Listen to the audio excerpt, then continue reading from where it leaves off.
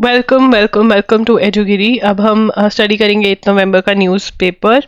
तो यहाँ पे मिज़ोरम छत्तीसगढ़ के अंदर पोल्स जो हैं वो चल रहे हैं, इलेक्शंस हो रहे हैं। तो ये आपको पता होना चाहिए। कल हमने पढ़ा था कि कौन कौन सी स्टेट्स में इलेक्शंस हो रहे हैं और वो सब पॉइंट वाइज नोट कर लिए थे।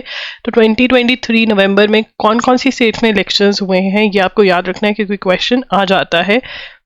Sorry for the verb. Bihar seeks to raise quota to 65% of tabling for after tabling caste census. यहाँ पे सबसे पहला क्वेश्चन जो हमारा बनता है कि कौन सी स्टेट ने कास्ट सेंसस करवाया है, और हमें पता होना चाहिए सेंसस मतलब पॉपुलेशन काउंटिंग होता है। ये कास्ट सर्वे बोल रहे हैं इसको, मतलब डिटेल्स अबाउट डिफरेंट कास्ट की कितनी है कितनी नहीं है, और उसी हिसाब से ये लोग क्या कह रहे हैं कि आपको कोटा रिजर्वेशन जो है वो इंक्रीज कर देनी चाहिए 65%। तो पढ़ते हैं यहाँ पे सबसे पहला क्वेश्चन, कौन सी स्टेट में 2023 के अंदर कास्ट सर्वे हुआ है, दैट इज बिहार। कौन सी दूसरी स्टेट के अंदर वो कि बहुत पहले बोला गया था कि कास्ट सर्वे होगा, वो हुआ भी और अब वो पेंडिंग है, उसके रिजल्ट्स आने वाले हैं, क्योंकि जिस पार्टी ने कराया था वो वापस आ गई है, इलेक्शंस में चेंज हुए पार्टी वार्टी। तो कर्नाटका के अंदर भी सर्वे कास्ट सर्वे का बात आता है, बट किस स्टेट में इसी साल हो गया है वो है बिहार। ठीक है, the Bihar cabinet has approved a proposal to increase reservations in state for scheduled caste, scheduled tribe and other backward classes and extremely backward classes to 65% from current 50% quota, crossing the ceiling set by the Supreme Court. A bill to implement the increase will be introduced on November 9th during the ongoing winter session of the Assembly. Bihar Chief Minister Nitish Kumar proposed the increase hours after the caste survey report was tabled in the Assembly. He proposed that SCs who make up 19.7% of the population according to the survey should get a quota of 20%, higher than the current 16%. STs who have a share of 1.7% share in the population should see their reservation double from 1% to 2%.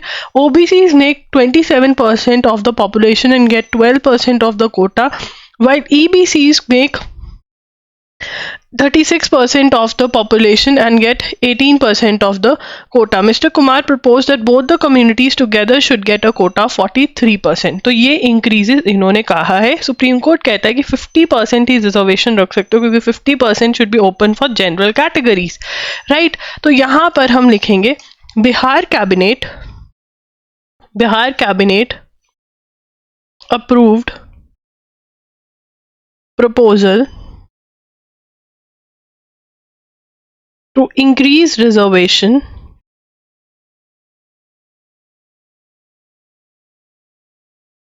to 65% from 50%। तो अभी कितनी है 50% है, कितनी करना चाहते हैं 50% से कितनी 50% से 65%। ठीक है ना। अब यहाँ पर जो हमारा फर्स्ट पॉइंट बनने वाला है वो ये बनने वाला है कि किसको कितनी देने वाले। देखो ओवरऑल में क्वेश्चन ज़्यादा एक्सपेक्टेड है। नंबर 1 कौन सी स्टेट के अंदर सर्वे हुआ है, बिहार। नंबर 2 जो क्वेश्चन एक्सपेक्टेड है यहाँ पर वो ये है कि इंक्रीज ऑफ रिजर्वेशन कितना कर दिया गया है। ठीक है, और अगर डिटेल के अंदर क्वेश्चन हमसे पूछ सकते हैं तो वो ये पूछ सकते हैं किसको कितना मिला है। ठीक है ना। तो सबसे पहले हम यहाँ पे कैटेगरी लिखेंगे, पॉपुलेशन लिखेंगे, करंट और बढ़ाना कितना है ये लिखेंगे। ठीक है ना। तो यहाँ पर ये लीजिए, अब यहाँ पर हम सबसे पहले इस टेबल में लिखेंगे शेड्यूल कास्ट। ठीक है ना। एससी कम्युनिटी की पॉपुलेशन जो है वो 19.7% है, ये इनकी पॉपुलेशन है। ठीक है ना। जनगणना कितनी है, पॉपुलेशन इतनी है। 29% करंट कोटा है इनका। ठीक है ना। और ये कितना बढ़ाना चाहते हैं, ठीक है, हायर देन को get a Kota of 20%। Current में नहीं है, ये 20% देना चाहते हैं, और करंट कितना है 16%। ठीक है ना। अब यहाँ पे 1.7% एसटीज है।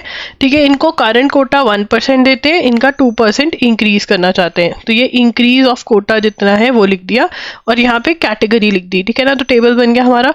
ओबीसी जो है वो 27% ऑफ पॉपुलेशन है। ठीक है ना। और ईबीसीज जो है वो 36% ऑफ पॉपुलेशन है, और इनका जो करंट कोटा है, ठीक है ना, गेट अ कोटा ऑफ 18%। इनको 18% का कोटा मिलता है, और अब क्या कह रहे हैं 43% का मिलना चाहिए टुगेदर। ओबीसी और ईबीसी को, ठीक है। तो ये हमें यहाँ से क्वेश्चन बनकर आ सकता है कि ये लोग चाह रहे हैं, ठीक है। चलिए आगे चलेंगे।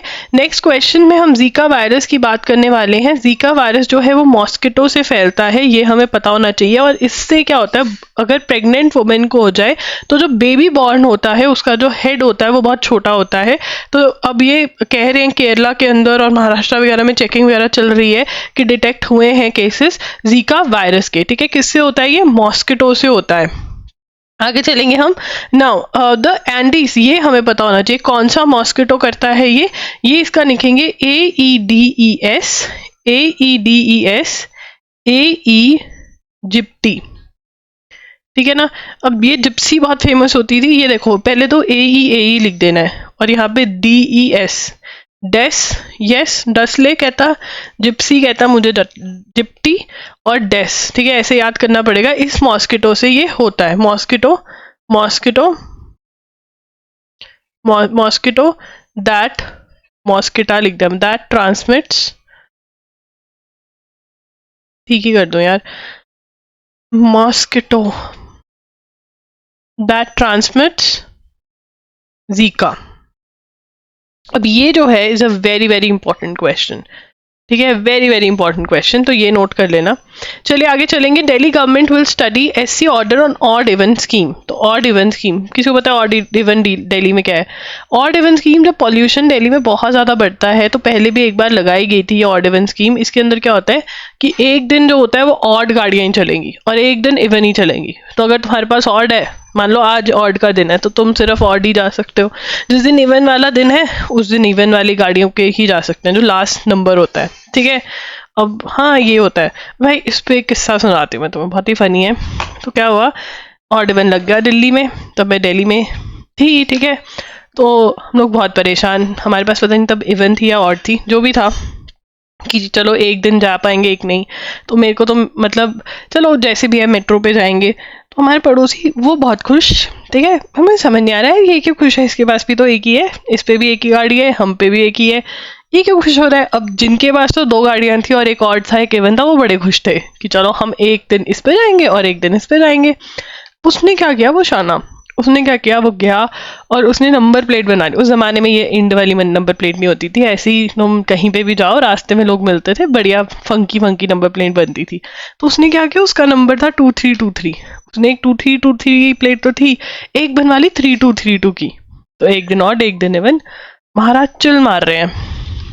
चलिए अब यहाँ पे Delhi minister environment minister Gopal Rai on Tuesday said his government will study and incorporate the observations made by Supreme Court about odd even vehicle rationing scheme.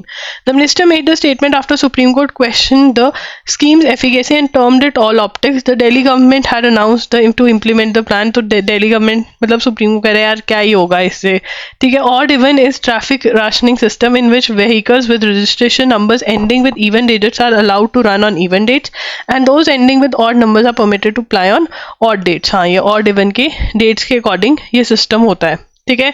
When asked if the scheme would be implemented from November 13, Mr. Rai said government will comment on it after studying the order. तो supreme court कहते हैं यार मेरे को इतना ज़्यादा लग तो रहा नहीं है, पता चला सुप्रीम कोर्ट के जजेस को अपने बच्चों को गाड़ियाँ नहीं दिलानी पड़ रही हैं कि भाई ये ले तू ले जा। Only vehicles complying with BS6 emissions norms are allowed to ply in city after the enforcement of stage 4 of graded response action plan. अब graded response action plan क्या होता है, जब पॉल्यूशन हद से ज़्यादा बढ़ जाता है तो ये जो इमरजेंसी प्लान है ये क्या है, it is an emergency plan, ठीक है, जो दिल्ली में लागू करते हैं कि कंस्ट्रक्शन वर्क कम कर दो, मतलब पॉल्यूशन बहुत ज़्यादा हो गया। क्यों भाई, स्टबल बर्निंग हो रही है, दिवाली आने वाले लोग पटाखे भी फोड़ रहे होंगे, ठीक है। मेनली तो स्टबल बर्निंग होती है, मतलब जो बचा खुचा क्रॉप होता है, पंजाब हरियाणा में, यूपी बिहार में इसको जलाया जाता है, ज़्यादा तो पंजाब हरियाणा में है, ठीक है। और उससे वजह से जो बेचारी दिल्ली हमारी है वो पॉल्यूशन से भर जाती है और लोग बीमार हो जाते हैं, ठीक है ना। दिल्ली के अंदर आओगे तो सब बीमार होंगे, पंजाब हरियाणा में भाई इतना पॉल्यूशन है, सच में गले के अंदर कुछ घुस ही गया है, ठीक है। तो ये है, ठीक है, ऑड इवन रूल। और अगर आपको ग्रेडेड रिस्पॉन्स एक्शन प्लान के बारे में नहीं पता था, ये आप नोट कर सकते हैं। और अगर जो शोर आ रहा है वो इसलिए आ रहा है क्योंकि यार मैं आज मतलब कहीं और ही बैठकर काम कर रही हूँ, क्योंकि तबीयत ठीक तो हो गई है बट हो रही है धीरे धीरे, ठीक, अब हो जाएगी। Punjab can not go from granary to desert, apex court, supreme court. देखिए जहाँ पे भी एपेक्स कोर्ट लिखा होता है इसका मतलब वो कौन से कोर्ट को कह रहे हैं, सुप्रीम कोर्ट को कह रहे हैं। मतलब एपेक्स का मतलब सबसे टॉप पे है, ठीक है। जैसे तुम लोगों को एपेक्स पे पहुंचना है अपने करियर के, अपनी करियर गेम में टॉप पे पहुंचना है, जो भी फील्ड में उसके एपेक्स पे पहुंचना, मतलब सबसे टॉप पे, मतलब तुम्हारा नाम ही नाम होना चाहिए। The supreme court on Tuesday said The Supreme Court on Tuesday said the centre should seriously consider the Punjab government's suggestion to phase out paddy cultivation in state. अब यार paddy क्या होती है? Paddy is rice. चावल खाते हैं ना, rice, तो उसके क्रॉप को पैडी बोलते हैं। अब इसका पंगा क्या है? इसका पंगा ये है कि इसको पानी बहुत चाहिए, ये प्यासा पंछी है। अब cultivation in state and incentivise farmers to switch over to traditional crop such as millets by giving them minimum support price in order to check rampant burning of paddy stubble and to revive a drastically low water table. अब यहाँ पर supreme court क्या कह रहा है, दोबारा से एक बार पढ़ेंगे, मैं तुम्हें इसका नटशेल में बता देती हूँ कि पैडी जो होती है वो राइस होती है, ठीक है ना। तो पैडी की दो ही प्रॉब्लम्स हैं, एक तो ये कि ग्राउंड वाटर लेवल जो है वो नीचे जा रहा है इसकी वजह से, क्योंकि पानी बहुत चाहिए इसको। फार्मर्स जो है ग्राउंड वाटर पे डिपेंड करते हैं, जब रेन नहीं होती है कुछ भी, अब ज़्यादा पानी चाहिए होता है, पंप्स लगा लेते हैं, वहाँ से पानी निकाल कर क्रॉप में यूज़ करते हैं। और सेकेंड जो पैडी की प्रॉब्लम है वो है स्टबल बर्निंग। स्टबल बर्निंग क्या होता है? स्टबल बर्निंग इज जो बचा खुचा होता है पैडी का, उसको कहते हैं हम। यहाँ पे ये है, ठीक है, ये काट लिया, ये वाला पोर्शन ऊपर वाला गया, ये जो नीचे वाला है इसको बर्न कर देंगे। और इसको बर्न करने से क्या होता है? बहुत सारा पॉल्यूशन, दिल्ली, पंजाब, हरियाणा के अंदर, नॉर्थ के अंदर पॉल्यूशन बहुत ज़्यादा होता है। तो अब यहाँ पे सुप्रीम कोर्ट क्या कह रहा है, आइए पढ़ते हैं। तो supreme court on Tuesday said the centre should seriously consider Punjab government suggestion to phase out paddy cultivation in the state and incentivise farmers to switch over to traditional crops such as millets by, ठीक है ना। तो यहाँ पे Punjab government में 3 players हैं, ठीक है। कौन कौन है? 3 प्लेयर्स हैं यहाँ पर। एक तो है सुप्रीम कोर्ट, ठीक है, ठीक है, एक तो है सेंट्रल गवर्नमेंट। अब सुप्रीम कोर्ट सेंट्रल गवर्नमेंट को कह रही है टू कंसिडर, ये लिखेंगे, to consider the Punjab government suggestion to phase out paddy cultivation and switch over to traditional crops like millets, ठीक है ना, by giving them MSP, minimum support price, ठीक है ना, कि सपोर्ट की हाँ भाई तुम ये लगा लो, हम इतने में तो खरीदेंगे। बट यहाँ के फार्मर्स को पैडी कल्टीवेशन छोड़कर, राइस की कल्टीवेशन छोड़कर किसकी कल्टीवेशन पे चले जाना है?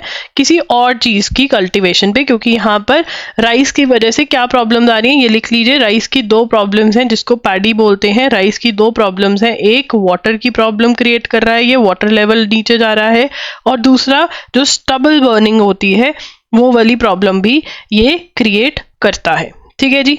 ओके, नेक्स्ट चलेंगे, उसके बाद स्टबल बर्निंग भी लिख लो, ठीक है। अब इसके बाद Punjab is seeing a scenario where the growth of paddy is causing the water table to decline drastically.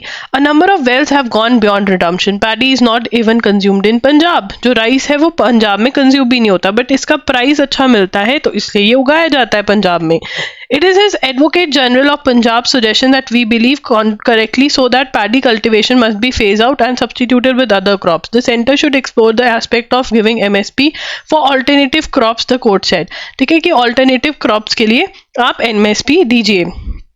चलिए, यहाँ पे paddy was brought in by the centre under food security act for use in the public distribution system, इसीलिए farmers ने इसको सबसे ज़्यादा लगाना start किया। बट उसकी वजह से वाटर प्रॉब्लम हो गई पंजाब में, स्टबल बर्निंग हो गई, और वाटर लेवल इतना नीचे चला गया है कि वहाँ पर कैंसर हो रहा है लोगों को नीचे का ग्राउंड का पानी पी कर, बिकॉज वो इतना ज़्यादा नीचे से आ रहा है जिसके अंदर वो चीज़ें लोग पी रहे हैं जो नहीं पीना चाहिए, ऐसा पानी कंटामिनेटेड पीना पड़ रहा है लोगों को, ठीक है। उसके बाद आगे चलेंगे, the problem with the 70 hours work week. तो किसने बोला 70 आवर्स वर्क वीक होना चाहिए? RN Narayanan Murthy. Who is he is the founder of Infosys, ठीक है। इन्होंने क्या बोला? This is my country, I want to work 70 hours a week, ठीक है। Youngsters in India must say this is my country, I want to work 70 hours a week, ठीक है, in order to make the country competitive and the support he received from several members of India is undoubtedly an example of how captains of industry are adroitly hide their lust for profits by preaching virtue. तो यहाँ पर इनको बहुत ज़्यादा criticise किया जा रहा है कि यार इन्फोसिस एक ऐसी कंपनी है जो बहुत ज़्यादा काम करवाती है, वर्क लाइफ बैलेंस का कुछ है ही नहीं है वहाँ पर. And also I asked you guys to share your opinion. 70 hours a week बहुत ज़्यादा हो जाता है यार. ठीक है, NR Narayan Murthy maybe he must be अलग ही बंदा होगा जो 70 आवर्स काम करता होगा अपनी कंपनी के लिए, तभी मे बी इन्फोसिस इतनी दूर पहुँच गई. And he might be mentally that strong also कि वो इतना देर काम करते रहे लगातार. ठीक है, आप कुछ फेजेस में इतनी देर तक काम कर सकते हो बट अल्टीमेटली आपको मेंटल हेल्थ इश्यूज हो जाते हैं. That is the reality of our lives and we should not run away from that. ठीक है, and I don't agree with it. 70 hours a week का कुछ भी नहीं होना चाहिए. इंस्टेड कंपनीज तो हम इतनी सारी बुक्स पढ़ते हैं जिसमें लोग ऐसा भी ट्रायल करते हैं कि अगर हम ऑफ लेते हैं 1-2 दिन का बीच में तो 5 दिन में भी आप वीक में बहुत बहुत काम कर सकते हो. Right now, Mr. Narayana Murthy's 70-hour week proposal isolates international labor standards. International labor organizations, क्या ILO इंटरनेशनल लेबर ऑर्गेनाइजेशन जो है उसके जो लॉज हैं उनको भी वायलेट करती है. ठीक है ना. अब यहाँ पे इन्फोसिस वालों ने अगर वो लॉज फॉलो करे हों कभी तो उनको बेचारों को पता हो नहीं. The ILS is also central to implementation of Indo Pacific economic framework prosperity. तो IPEF की हमें फुल फॉर्म पता होनी चाहिए. ये क्या है? A 14 country grouping for promoting economic cooperation in the region led by United States of which India is a part. 6 months ago, IPEF members forged an agreement relating to supply chain resilience, seeking, among other things, to promote supply chains in which labor rights are respected and created market demand for sustainable and responsible sources of supply. ठीक है ना. तो यहाँ पर भी इस चीज़ की बात हो रही है कि to promote supply chain which labour rights are respected. Labour rights को रिस्पेक्ट करना चाहिए ऐसे वो बोल रहे हैं. ठीक है ना. तो ये मतलब जो ये लोग चीज़ बोल रहे हैं उससे तो members forge an agreement. Forge का मतलब होता है to put a lot effort into making something strong and successful. ठीक है ना. Forged is to put a lot of effort. ये हम इधर लिख लेते हैं. पहले ये पूरा लिखेंगे और फिर इसका मीनिंग लिखेंगे. तो यहाँ पर हम लिखेंगे 70 आवर वर्क वीक. पहले तो ये लिख लेते हैं यार, ये बहुत ज़्यादा ही वायरल हुआ है. तो 70 आवर्स वर्क वीक किसने बोला? NR नारायणा मूर्ति. ठीक है ना. तो कहना तो घर में कोई कुक वुक भी लगवा दो यार, खाना भी कोई बना देगा. इतना देर काम करे घर आके खाना कौन बनाएगा? क्या यार, मतलब सही में कुछ भी बोल देते हैं लोग. IPEF के बारे में लिखेंगे. अब IPEF का पहले फुल फॉर्म लिखेंगे हम Indo Pacific economic framework for prosperity. अब ये क्या है? ये है जी, ये 14 कंट्री ग्रुपिंग है for promoting economic cooperation in the region led by the United States of which India is a part.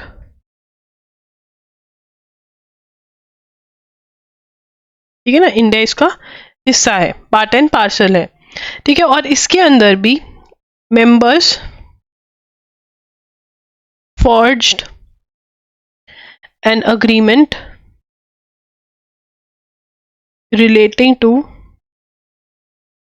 supply chain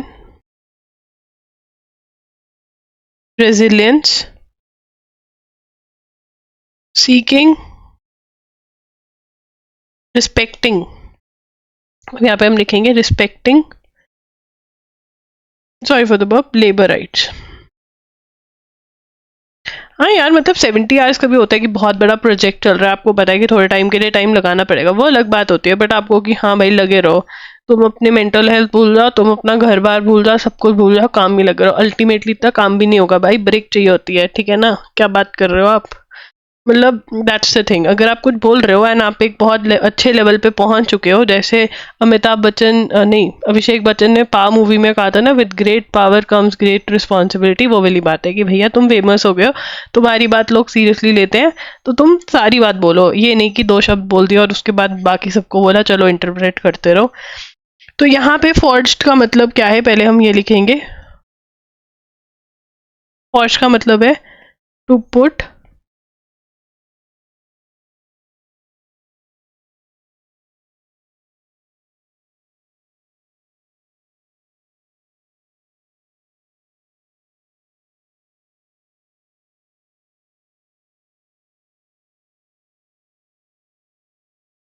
to put a lot of effort into making something strong and successful, ठीक है, that is IPEF। तो ये आपको पता होना चाहिए कि ये क्या है, इकोनॉमिक कोऑपरेशन के लिए 14 कंट्रीज एक साथ आएंगे, इन्होंने एक अग्रीमेंट साइन किया और उसके अंदर भी ये रिस्पेक्टिंग लेबर राइट्स की बात कर रहे हैं, ठीक है। चलिए आगे चलते हैं यहाँ पर। तो यहाँ पर अब बात हो रही है इंडिया भूटान की। यार इंडिया भूटान के हमने कल बहुत ही बढ़िया उमदा नोट्स बनाए, जिसके अंदर हमें क्लैरिटी हुई कि ये बात किस किस चीज़ की कर रहे हैं, राइट। तो भूटान के जो किंग है वो इंडिया आए हुए हैं, ये भूटान के 5th किंग हैं जिनका नाम है जिग्मे केसर नामग्याल वांगचुक, ठीक है। सबसे पहले तो इनका नाम आपको पता होना बहुत ही कंपलसरी है, बहुत ही आसान सा क्वेश्चन है जिसको आपको याद रखना होगा आंसर जिसका। अब यहाँ पर ये क्यों आए हैं, बात करें किसी कनेक्टिविटी प्रोजेक्ट्स और बहुत सारे प्रोजेक्ट्स के बारे में। A joint statement speaks of completing surveys for the Kokhar-Jahar-Gyelepeu railway link that connects Bhutan to Assam and beginning discussions on another Bhutan to West Bengal rail link, while also facilitating Bhutan-Bangladesh trade। ये हमने बिल्कुल कल पढ़ा था, तो ये repetition है।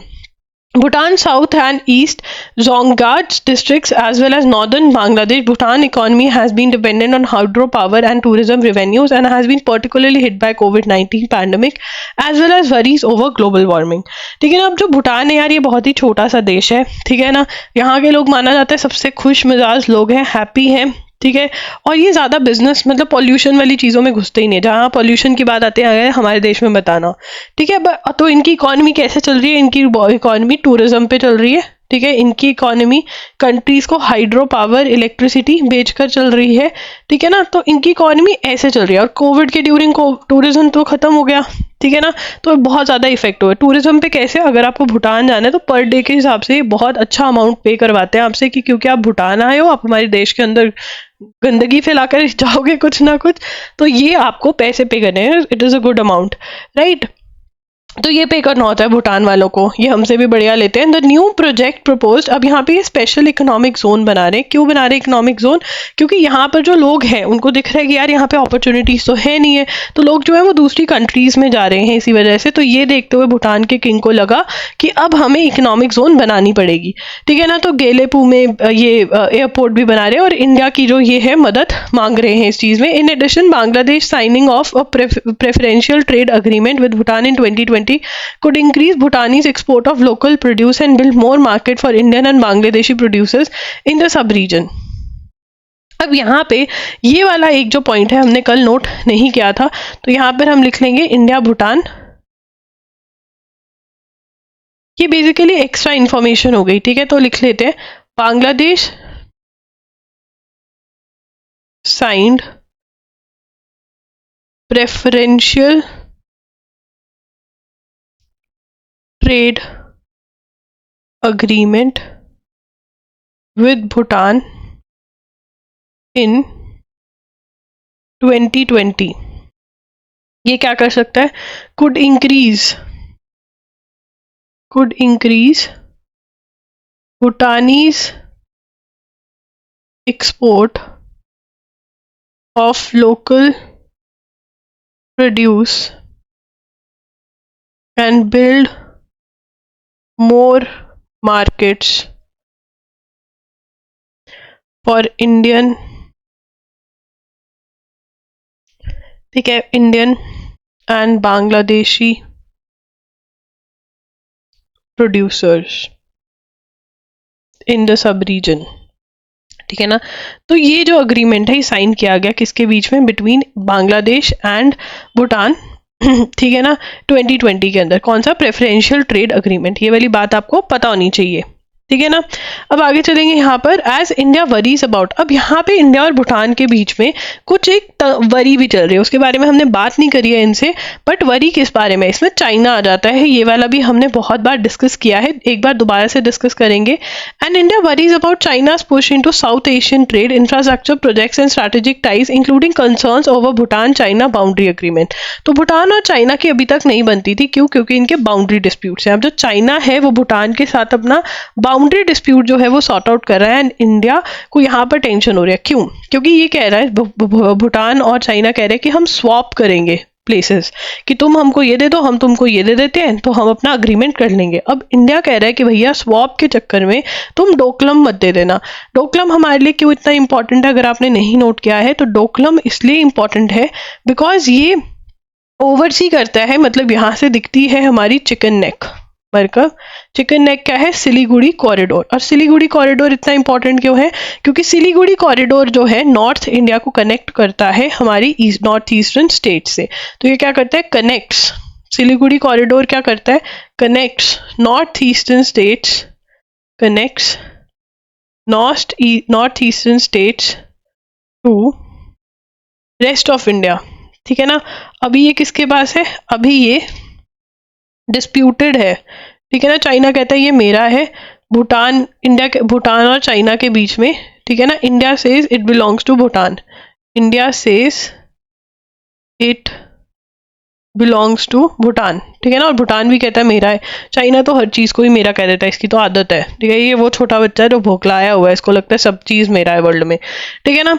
तो यहाँ पर ये है कि ये कहीं ढोकलम ना दे दें इस स्वैप के अंदर, तो ये हम उनको बार बार बोल भी रहे हैं। तो यहाँ पे क्या है? भूटान चाइना बाउंड्री डिस्प्यूट, ठीक है। इसके बारे में भी हमने डिटेल में बात करी हुई है, अगर आप नहीं आए तो अभी आपको समझ में आ जाएगा कि ये एरिया से दिखता है चिकन नेक, जो कि सिलीगुड़ी कॉरिडोर। ये कॉरिडोर क्या करता है? नॉर्थ ईस्टर्न स्टेट्स के साथ रेस्ट ऑफ इंडिया को कनेक्ट करता है। बहुत बढ़िया। According to national crime records bureau, according to national crime records bureau क्या कह रहे हैं? According to national crime records bureau, the share of students who died by suicide in India in 2021 was 8% of the total number of deaths by suicide. तो ये हमें लिखना पड़ेगा, according to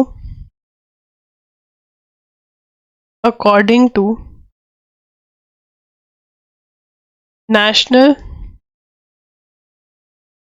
crime records bureau, students who died by suicide in India in 2021 was 8%, ठीक है ना।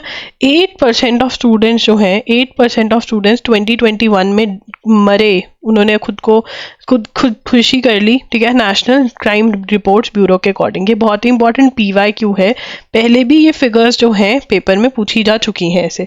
According to national crime bureau, ठीक है, while a number of reasons push students towards this extreme step, one major reason is academic pressure, ठीक है ना। One major reason क्या? Academic pressure, कि हमको मार्क्स लेकर आने हैं। It is relevant to record that 25 students have already taken their lives this year in Kota, one of India's largest coaching hubs which prepare students for NEET and JEE exams. This is the highest number of student suicides that the town in Rajasthan has seen. What is also deeply concerning is that among those who are currently studying in Kota, 7% have considered ending their life at least once. मतलब जो अभी जिंदा भी हैं but उन्होंने suicidal thoughts उनको आते हैं।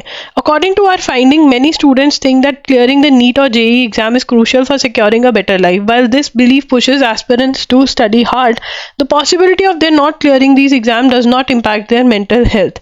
These exam does impact their mental health. यार इसके ऊपर मैं बात भी करना चाहूँगी। Being your elder sister, being elder than you, being have gone through that all of those phases, seen so many students do it, having mentored so many students over these 10 years, I want to tell you one thing, yaar. Never stop working hard. But don't think that if you miss one goal, जिंदगी ना ये सीधी सड़क है, ठीक है, wavy है ये सड़क, ऐसे ऐसे ऐसे ठीक है, कहीं पर आपके गोल्स आएंगे, बहुत सारे ज़िंदगी में बहुत सारी अपॉर्चुनिटीज़ आएंगी, गोल्स तो नहीं अपॉर्चुनिटीज़ आएंगी, कुछ को आप क्लिक करोगे और कुछ को नहीं करोगे। और बहुत सारे लोगों को आप देखोगे कि वो बढ़िया सी ज़िंदगी जी रहे हैं, कैसे कि वो हर अपॉर्चुनिटी, जैसा सोसाइटल नॉर्म है, जैसा सोसाइटी जिस चीज़ को बहुत उम्दा मानते हैं वो कर रहे हैं। वो वाले बच्चे कौन से होते हैं कि पहले वो IIT गए, फिर वो IIM गए, या पहले वो एम्स गए और उसके बाद, ठीक है, ऐसे बच्चे होते हैं और उनको देख के ऐसा लगता है इसको मिल गया मुझे क्यों नहीं मिला, right? This is very but obvious. But अगर हर कोई IIT IIM करने लग जाएगा मेरे बच्चों, तो बहुत सारे सपने जो हैं वो ऐसे लोग पूरे करते हैं जिनके ये वाले सपने पूरे नहीं होते, और वो ज़िंदगी में बहुत बहुत अच्छा करते हैं। और अभी तक जो मैंने अपनी लाइफ में सीखा है ना, आप कुछ भी करो अपनी ज़िंदगी में, इतने अच्छे से करो, अगर उसको बहुत अच्छे से करोगे तो आप बहुत पैसा कमा सकते हो। ठीक है, मैं आपको एक एग्जाम्पल देती हूँ। डॉली जैन टाइप करना इंस्टाग्राम पे, वो क्या करते हैं, साड़ी ड्रेप करते हैं, मतलब साड़ी, उनको बहुत तरीकों से साड़ी बांधनी आती है। ठीक है, अगर मैंने आज से 10 साल पहले मैं सोचती कि यार साड़ी ड्रेप करना क्या है, ये इसमें कुछ भी नहीं है, ठीक है, ये तो मम्मी दादी सबको आती है ना, इसमें से कौन पैसे कमा सकता है, नहीं सोच सकते थे। बट उस she is also starting selling her own things now on online। But यार उससे हमें क्या सीख मिलती है कि आप जो भी करो, अगर उसको इतने अच्छे से करो और अपनी स्किल के अंदर कुछ ना कुछ लर्न करते रहो, तो आप बहुत बहुत ऊंचाइयों तक पहुंच सकते हो किसी भी फील्ड के अंदर, राइट? तो ये वाली बात सोचनी गलत, मतलब ये गलत नहीं है, क्योंकि हमारा माइंडसेट आप देखो ना, जिस एज में आप लोग हो, बन जाता है कि अगर ये नहीं हुआ तो ये हो जाएगा। कुछ नहीं होता यार, बस ये सोचो कि अच्छा ये अपॉर्चुनिटी मिस होगी, चलो अगली देखते हैं, चलो अगली देखते हैं, कहीं ना कहीं क्लिक होगा, और ऐसा क्लिक होगा कि जिन्होंने वो अपॉर्चुनिटी जो पिछले वाली थी वो अचीव करी, वो भी देखें यार ये बहुत चिल मार रहा है जिंदगी में। ठीक है, चलो ये आपको सीखना चाहिए। एंग्जाइटी होना, सुसाइडल थॉट्स आना, ये आते हैं, नॉर्मल है, बट इनको हैंडल करना बहुत ज़रूरी है, इनको इग्नोर नहीं करना चाहिए। ज़िंदगी में वही आगे जाते हैं, डर हर किसी को लगता है, बट जो उसको हैंडल कर लेते हैं, जो अपने आप को संभाल लेते हैं, वो ज़िंदगी में बहुत आगे जाते हैं। और जो गिव अप कर देते हैं वो रह जाते हैं। तो गिव अप नहीं करना है, लगे रहो, जितना आ रहा है उतना तो करो। ठीक है जी, चलिए आगे चलेंगे। ये वाली जो है आपको लिखना ज़रूरी था। आज कहानियाँ बहुत आ रही हैं। The massive displacement in Congo. तो कॉन्गो के अंदर बहुत ज़्यादा डिस्प्लेसमेंट हो रही है, लोगों को छोड़कर जाना पड़ रहा है। क्यों छोड़कर जाना पड़ रहा है, आइए देखते हैं। On October 30 UN International Organization of Migration reported that number of people who have been internally displaced in Democratic Republic of Congo has risen to 6.9 million. In eastern province of North Kivu, nearly 1 million people have been displaced due to the ongoing conflict between rebel movement due 23 March M23। अब यहां पर हम लिखेंगे Congo displacement. ठीक है, तो इसका पहला पॉइंट लिखेंगे UN international organisation of migration, that is IOM, reported 6.9 million people internally displaced in Democratic Republic of Congo। ठीक है ना, मतलब हमें यहाँ से एक पॉइंट उठाना बहुत ज़रूरी है कि डेमोक्रेटिक रिपब्लिक के अंदर इंटरनल डिस्प्लेसमेंट हो रही है, मतलब लोगों को इंटरनली इधर से उधर जाना पड़ रहा है। ये UN वाले बोल रहे हैं। ठीक है, कॉन्गो में इंटरनल डिस्प्लेसमेंट हो रही है। क्यों हो रही है? ठीक है, why display due to the ongoing conflict with rebel group movement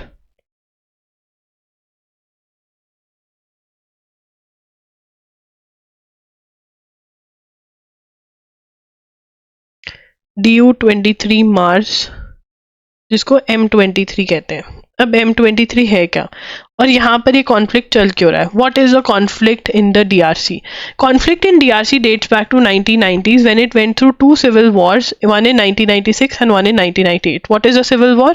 Civil wars are internal wars, मतलब किसी और देश के साथ वॉर नहीं है, इंटरनली ग्रुप्स आपस में कोई ग्रुप लड़ रहे हैं, कोई लोग लड़ रहे हैं बहुत बुरी तरह से वेपन्स यूज करते हुए, तो उसको क्या बोलेंगे? Civil war. और बहुत ज्यादा फैल चुकी है वो, ठीक है, और कंट्रोल में नहीं आ रही है, तो वो सिविल वॉर है, ठीक है। वॉर क्या है? कंट्रीज के बीच में वॉर हो रही है, ठीक है। तो यहाँ पर 1990 से 2 बार वॉर हो चुकी है, ठीक है ना। अब यहाँ पे लिखेंगे conflict in DRC dates back to 1990s, ठीक है ना। तो यहाँ पर 2 सिविल वॉर हुई, ठीक है ना, 2 सिविल वॉर्स हुई हैं। कब कब? एक हुई 1996 में और एक हुई 1998 में, ठीक है जी।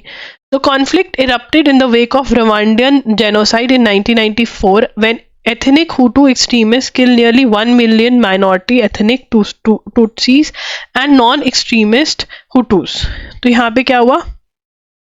ठीक है ना, conflict occurred due to Rwandan genocide मतलब एक टाइप के लोगों को खत्म करने का ठान लेना, ठीक है ना, इन 1994। अब इसमें क्या हुआ था? जो हुतू एथनिक हुतू एक्सट्रीमिस्ट कौन होते हैं? जो कहते हैं बस यही लोग जो है वो जिंदा रहेंगे या इसी उसको फॉलो करो और कुछ नहीं कर सकते, एक्सट्रीमिस्ट, ठीक है। हुतू एक्सट्रीमिस्ट किल्ड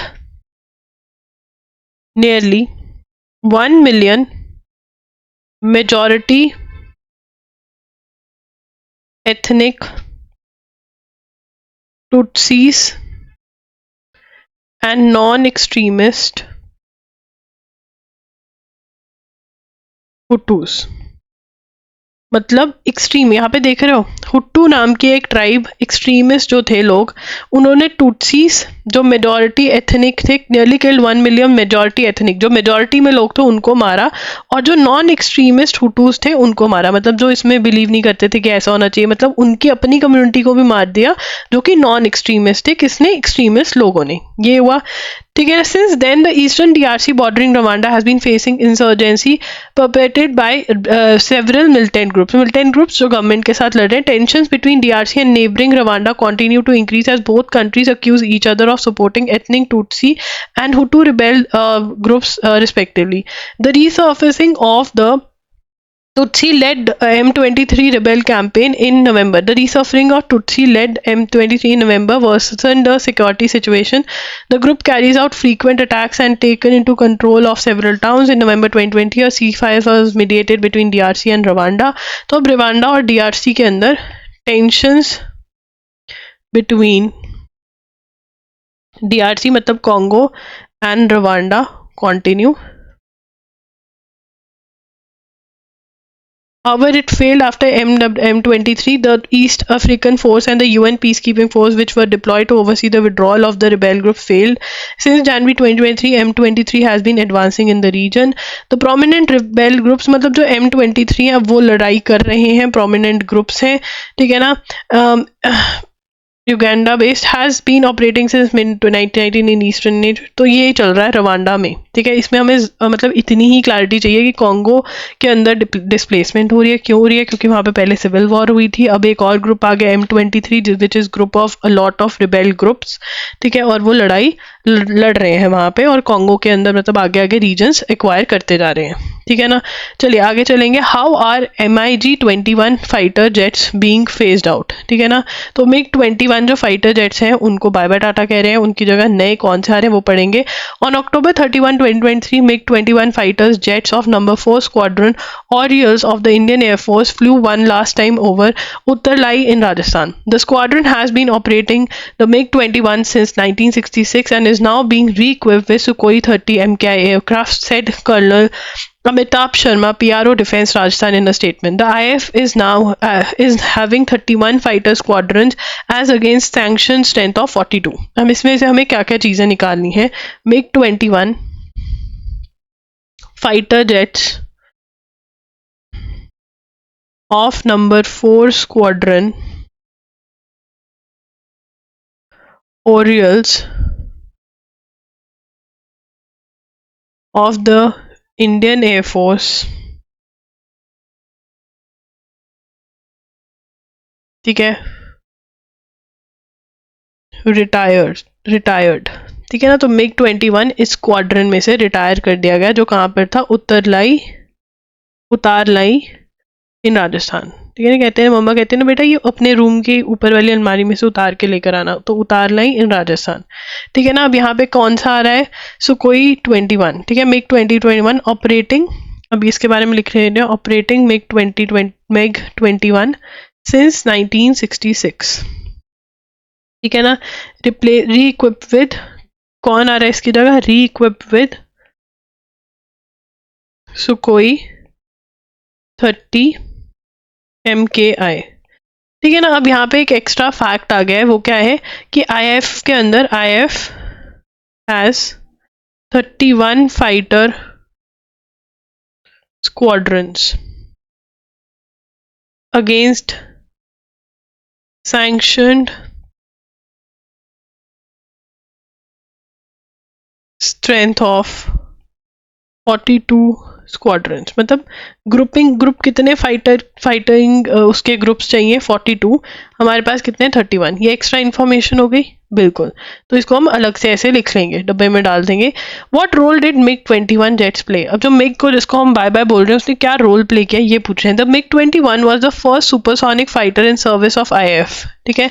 तो यहाँ पे अब हम मिग 21 के बारे में अलग से नोट्स बना लेते हैं, रादर देन वो पिछले वालों के साथ मिक्स करने में, ताकि रिविजन के टाइम पे हमें कोई प्रॉब्लम ना हो। फर्स्ट, ये क्या था, फर्स्ट लिखेंगे, first supersonic fighter in service of IF, ठीक है, इंडक्टेड इन 1963, ये बहुत इंपॉर्टेंट है, कब आया, 1963 में। More than 800 variants of the supersonic fighter have been inducted into service and it remain the frontline fighter jet, मतलब ये हमारा मेन फाइटर जेट रहा बहुत सालों तक, हर लड़ाई में बेचारे ने पार्टिसिपेट किया। For instance the number 4 squadron has serve the country for approximately 6 decades and has significantly contributed to the war effort during Indo-Pak conflicts. Last year, number 51 squadron Swarmdrones based in Srinagar was phased out. It was the same squadron which GP Captain Wing Commander Abhinandan Vardhaman was part of and saw action in February 2019, a day after Balakot airstrike. The squadron was raised at Chandigarh on February 1, 1985 under command of Wing Commander VK Chawla and moved to Srinagar on 1st May 1986. It was initially equipped with MiG-21 Type 75 aircraft and later converted to MiG-21 Bison in 2004. The IF has two MiG-21 squadrons in service comprising the upgraded Bison variants, the 3 squadron cobras at Bikaner and number 23 squadron and panthers at Suratgarh. अब यहाँ पे हमें बहुत सारी चीज़ें note करनी है। सबसे पहले हमने मिग 21 के बारे में नोट कर लिया कि ये चीज़ है मिग 21, ठीक है ना। तो हमने पहला हमारा पार्ट की न्यूज़ में क्यों आया, क्योंकि भाई राजस्थान वाला स्क्वाड्रन भी हमने टाटा बाय बाय कह दी। सेकेंड की अभी ये रिक्वायरमेंट है, थर्ड पॉइंटर हमने ये पढ़ा, और अब फोर्थ के अंदर हम दोबारा से बाकी सारे स्क्वाड्रंस के बारे में पढ़ रहे हैं, सॉरी विंग के इसके बारे में, ठीक है ना। अब यहाँ पे अगर हम मिग की बात करें तो फोर्थ पॉइंट हमारा बनता है किसके बारे में, नंबर 51 स्क्वाड्रन के बारे में। जो नंबर 51 स्क्वाड्रन है उसका नाम क्या है, उसका नाम है स्वॉर्डार्म्स, ठीक है ना, based in Srinagar, was phased out in 2022, ठीक है ना, जिसके Abhinandan Varthaman was part of this squadron Balakot strike in 2019, जो वहां पे रह गए थे ना हमारे, ठीक है, ये वो जो वहाँ पे हम पाकिस्तान से वापस लाए थे इनको, वो इसी स्क्वाड्रन का पार्ट थे जो लास्ट ईयर फेज आउट किया गया, ठीक है ना। This squadron was raised in Chandigarh, ठीक है ना। कब आया था ये? This squadron was raised in, this squadron was raised in Chandigarh, ठीक है ना, इन 1985, ठीक है ना। तो अब यहाँ पर ये वाला इतना इंफॉर्मेशन हमें लिखना है। और मिग 21 के नाउ हैज IF, अब यहाँ तक ये भी खत्म हो गया, ठीक है ना।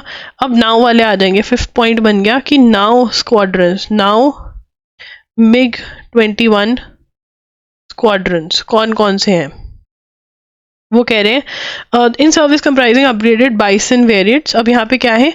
Upgraded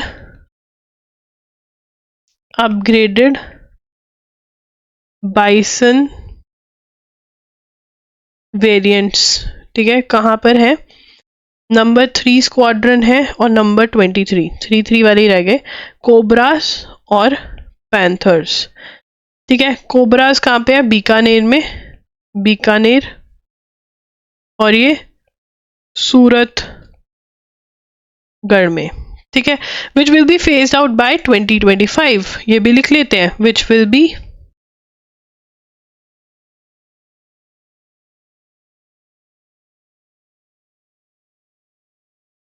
we will stop flying MiG-21 fighter aircraft by 2025 and we will replace the MiG-21 squadron with the indigenous light combat aircraft. Light combat aircraft के साथ LCA MK1 के साथ replace हो जाएंगे, will be replaced by LCA MK1A, ठीक है। उसके बाद आगे चलेंगे। In the last few years IAF has inducted 2 squadrons of LCA Tejas and 2 squadrons of Rafale fighter jets procured from France, which pushed the squadron strength to 30.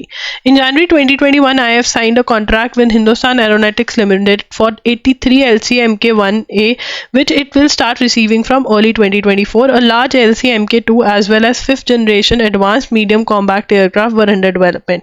As they take time to be available in large numbers, it is LCA MK1A which will form the bulk of the force. Last month, ACM Chaudhary had said that they are looking to procure additional 97 so many of all this, ठीक है।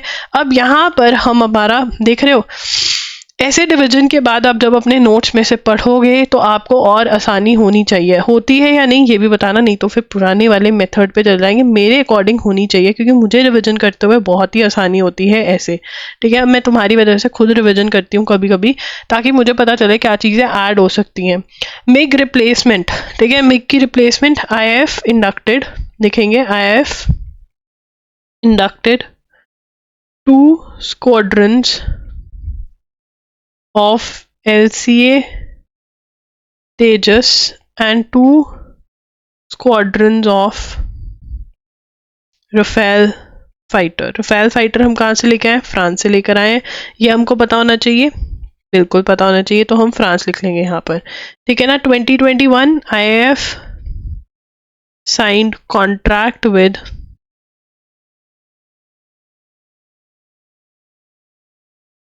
IAF signed contract with Hindustan Aeronautics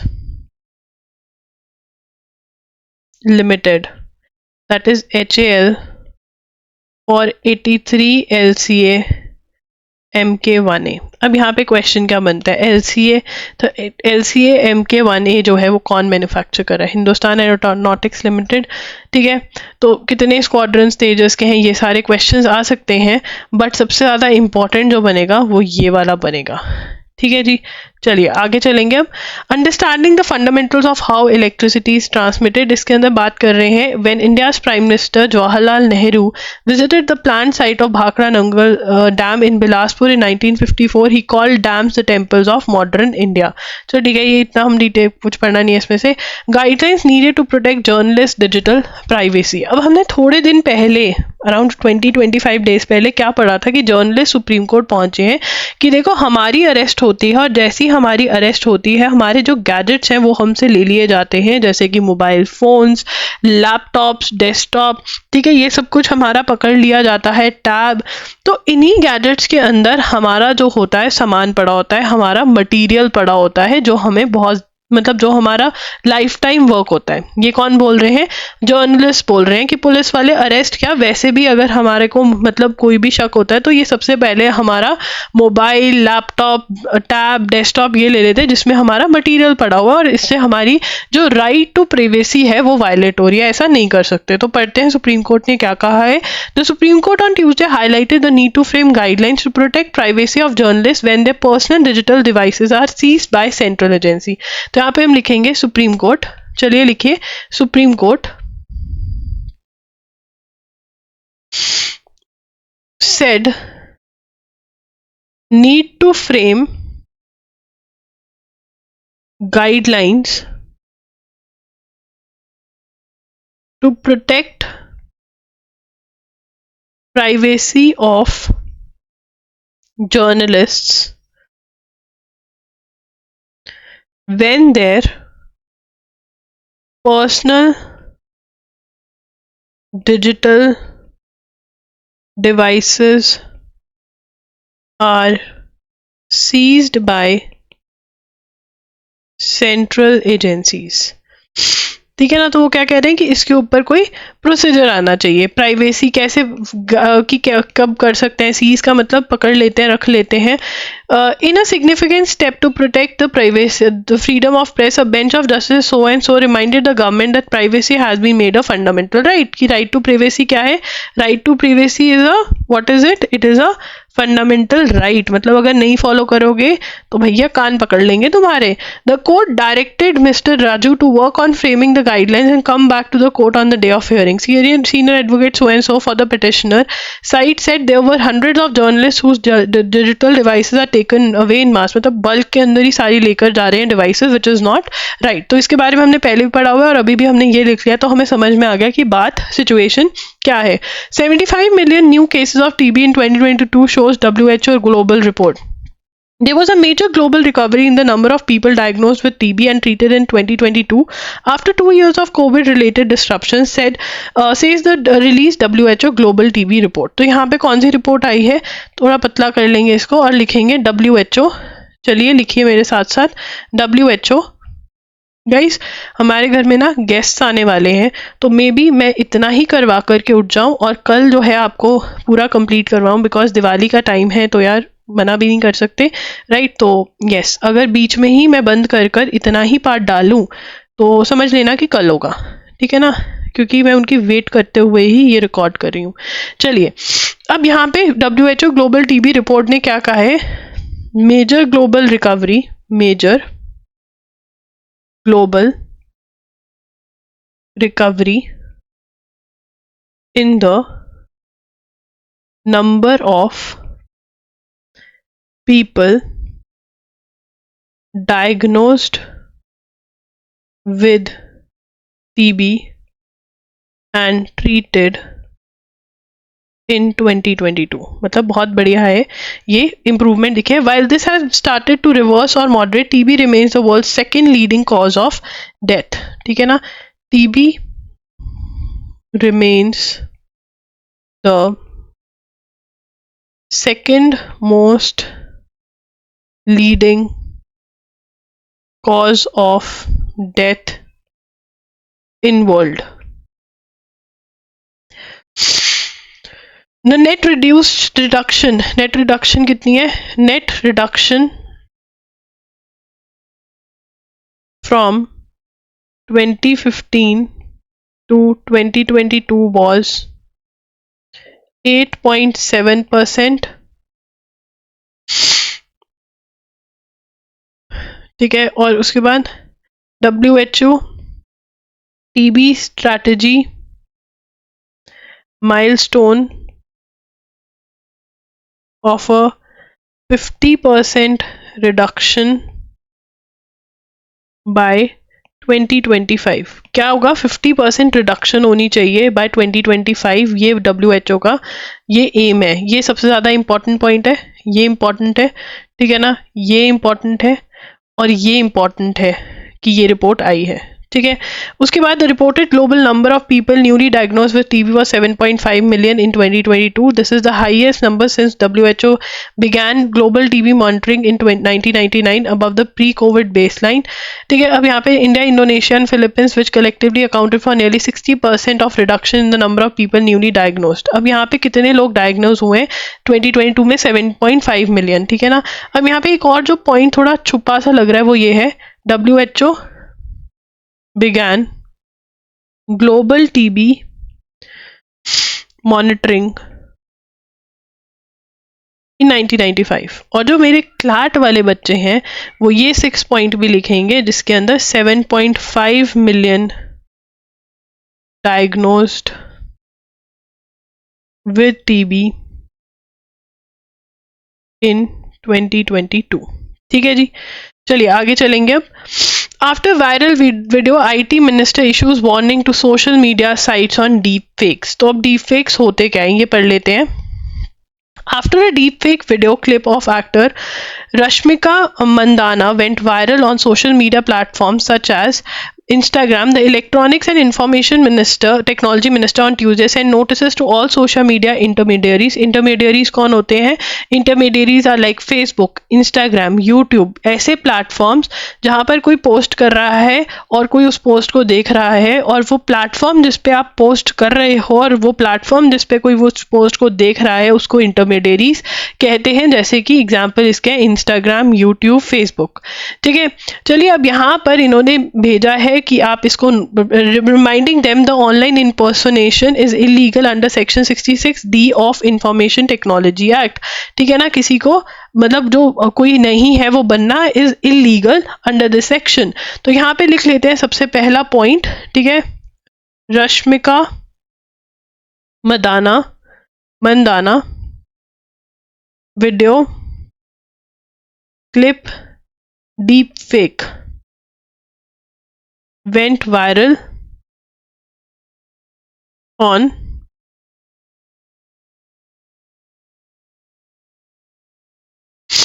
social media. ठीक है, यहाँ पर section 66D of information technology act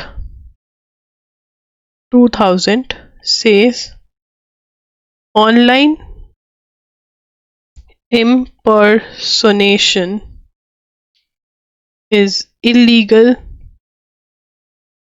under section 66D of IT Act. ठीक है, तो यहाँ पे सबसे पहला क्वेश्चन तो हमारा यही बन गया कि यार section 66D of IT act जो है वो क्या कहता है कि इम्पर्सोनेशन मतलब जो आप नहीं हो वो बनना इलीगल है. ठीक है, इम्पर्सोनेशन इज इलीगल, इतना हमको पता चल गया, किसी को कोई दिक्कत नहीं होनी चाहिए इसमें. ठीक है ना, तो ये इम्पॉर्टेंट है, तो इसको आप मतलब समझना पड़ेगा आपको ये चीज को. ठीक है, अब pretends to be, if a person pretends to be someone else, impersonation उसको कहते हैं. The ministry want platforms to take down such content within 36 hours, a requirement outlined in IT rules 2021. It also told them due diligence is exercised and reasonable efforts are made to identify misinformation and deepfakes. The IT rules 2021 also prohibit hosting any content that impersonates another person and requires social media firms to quickly take down artificial morphed images of individual when alerted to one. Ms. Mandana on Monday expressed horror over the video, saying that while she had the support of public and her family this time, if this happened to me when I was in school or college, I genuinely can't imagine how could I ever tackle this. The second long clip showed a person with strong likeness to Miss Mandana entering a lift in a bodysuit. The original video featured a British India model who had posted the clip on Instagram last October. मतलब कोई और ही घुस रहा है जबकि वो किसी और के साथ है. ठीक है, अब डीप फेक्स होते क्या हैं ये यहाँ पर डिफाइन किए हुए हैं. डीप फेक्स आर यूजुअली, ये हम लिखेंगे, डीप फेक्स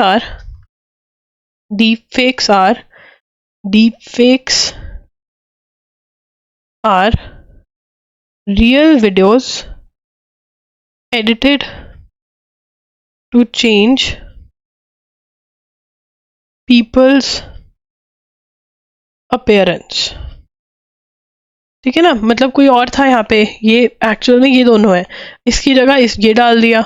ठीक है ना, तो कर सकते हैं, या इसकी जगह भी कोई और डाल दिया। अब जो ये और ये, इसको तो दिक्कत है ना भाई, ये तो था ही नहीं वहां पर, ठीक है। तो this is the thing. Aditya L1 captures the first glimpse of solar flares. The high-energy L1 orbiting X-ray spectrometer payload on board the Aditya L1 spacecraft has captured the first glimpse of solar flares. तो यहाँ पे लिखेंगे Aditya L1 captures first glimpse of solar flares. सबसे पहले क्या है, high energy L1 orbiting X-ray spectrometer, that is HEL1OS payload on board Aditya L1 spacecraft captured first glimpse of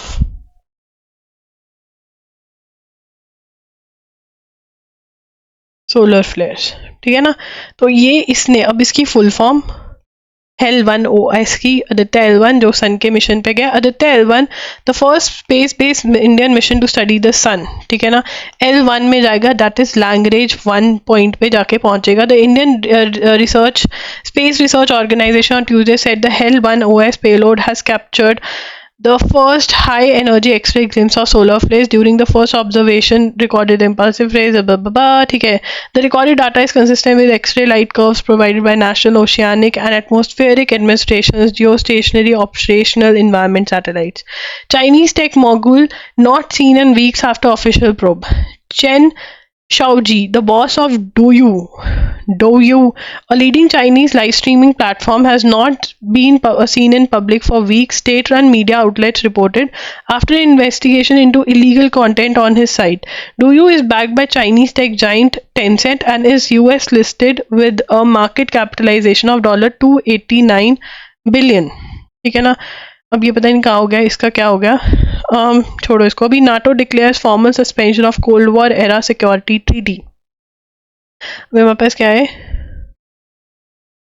verdict, कर सकते हैं हम, अभी जब तक नहीं आते, ठीक है ना। बार बार बोल रही हूँ, कोई आ गया मैं भाग जाऊंगी। हाँ यार, दिवाली आ रही तो लोग तो आएंगे। NATO declares formal suspension of Cold War era security treaty, ठीक है।